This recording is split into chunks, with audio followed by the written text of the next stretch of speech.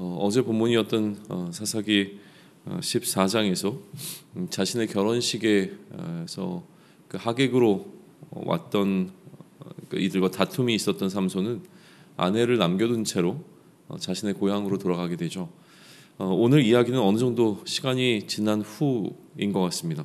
삼손은 아내를 다시 찾아간 것부터 오늘의 스토리는 시작되게 되는데요.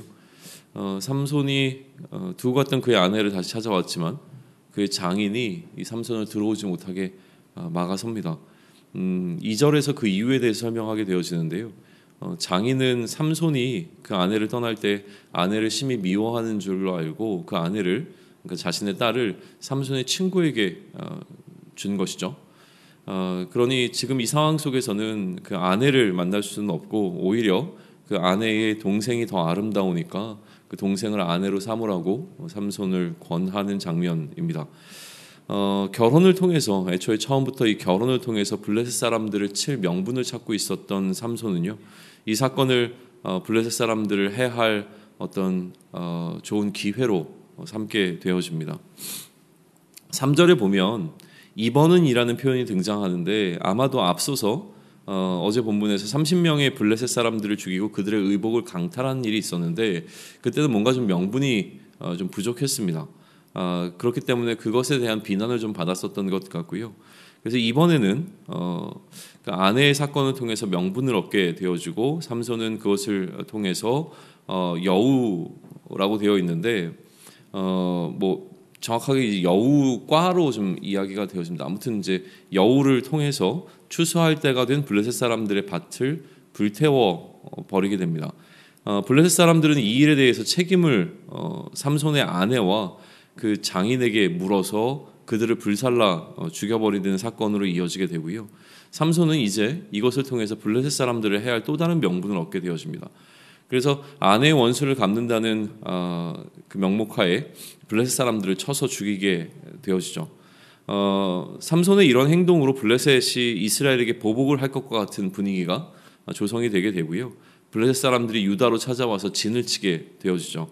그리고 삼손을 요구합니다.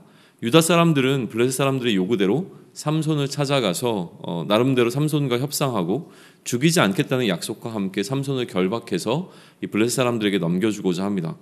유다 사람들이 결박한 삼손을 블레셋 사람들에게 넘겨주려고 할 때 하나님의 영이 삼손에게 갑자기 임했다라고 기록되어집니다. 하나님의 영이 임하자 묶였던 줄이 끊어지게 되고요. 삼손은 나귀의 세턱뼈로 1000명이 해당하는 블레셋 사람들을 쳐 죽이게 되어집니다. 1000명과의 전쟁을 마치게 된 삼손은 목이 말라서 하나님께 자신의 목마름에 관하여 부르짖게 되어지는데 한마디로 목말라 죽겠다라고 하는 이야기를 하나님께 아뢰는 것이죠. 그러자 하나님께서는 삼손을 위하여서 땅에서 샘을 터뜨리시고 그것을 통해서 삼손은 그의 목마름을 해결하게 되어집니다. 그리고 오늘 사사기 15장의 마지막은 20년 동안 삼손이 사사로 이스라엘을 다스렸다라고 하는 내용을 마지막으로 해서 마무리가 되고 있습니다. 15장 같은 경우에 14장에서 기록된 삼손의 결혼으로부터 시작된 하나의 어떤 큰 스토리 안에서 이 내용을 좀 볼 필요가 있습니다. 혹은 13장까지 좀 넘어가서요. 삼손의 출생에 관한 기록 가운데 삼손에게 이스라엘의 구원이라고 하는 사명이 이미 주어져 있다는 사실을 우리가 보았기 때문에 결국 이러한 이스라엘을 구원하는 자로서의 사명이 어떻게 이루어지는지에 대해서 관심을 갖고 그의 이 삶을 보다 보면 그러한 사명이 어떻게 이루어졌는지를 보여주는 것으로 볼 수도 있는 것이죠. 다시 말해서 하나님께서 삼손을 통해서 이스라엘을 어떻게 구원하셨는가에 관한 이제 에피소드로 볼 수가 있는 겁니다. 또 다른 에피소드가 16장에서 등장하게 되어지니까 크게 두 가지의 에피소드로 나누어서 볼 수 있는데 이 첫 번째 에피소드에서는 이스라엘을 구원할 사명을 가지고 있었던 삼손이 이 사명을 감당하기 위해서 블레셋을 쳐야 하는데 이를 위한 명분을 어떻게 얻어가고 있는지에 관한 것으로 좀 포커스를 둬서 이 첫 번째 에피소드는 묵상해 볼 수 있을 것 같습니다.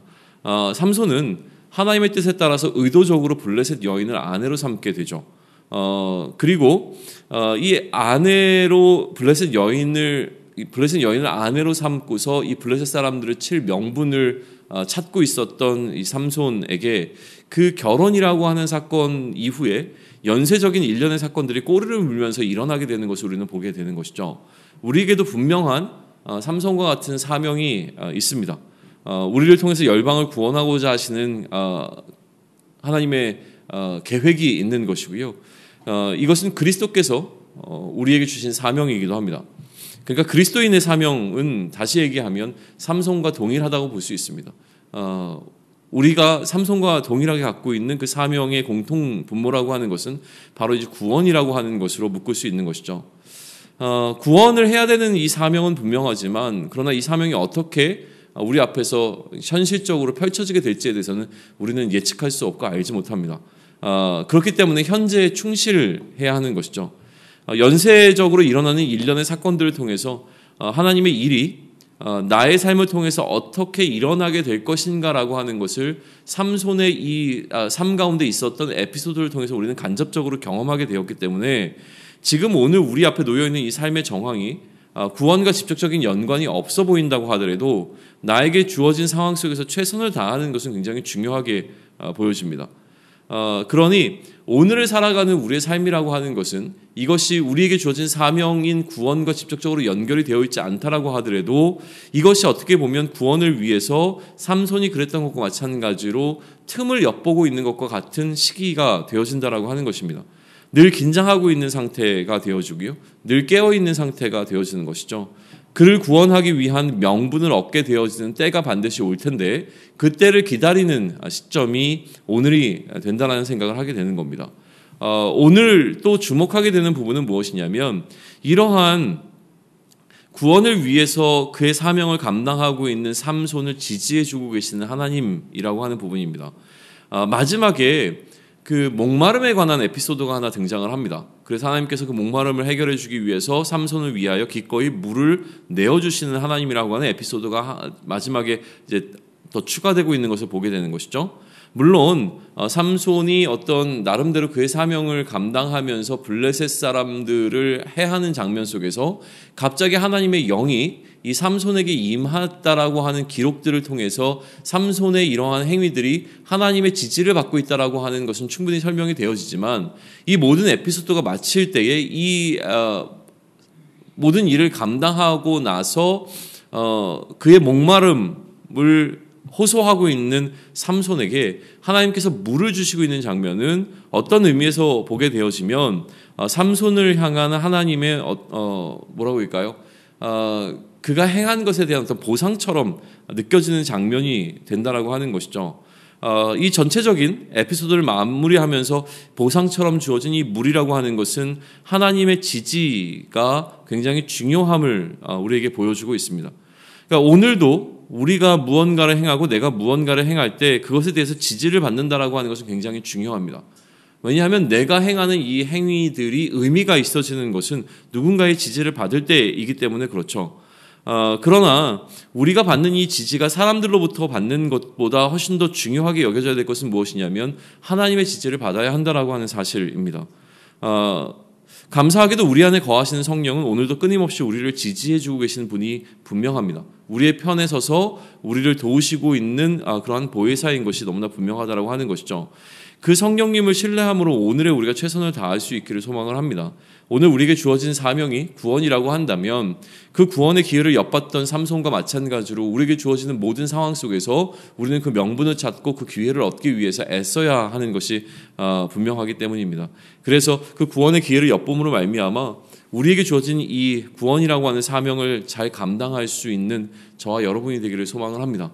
우리의 여정을 통하여서 하나님의 구원하심이 드러나기를 원하고요. 또한 우리가 행하고 있는 이 구원의 여정에 속해 있는 걸음들이 다른 그 어떤 것을 통해서 지지받는 것이 아니라 하나님을 통하여서 지지받고 그것이 옳음이 증명되어지는 삶을 살아낼 수 있는 또 저와 여러분이 되기를 축원합니다.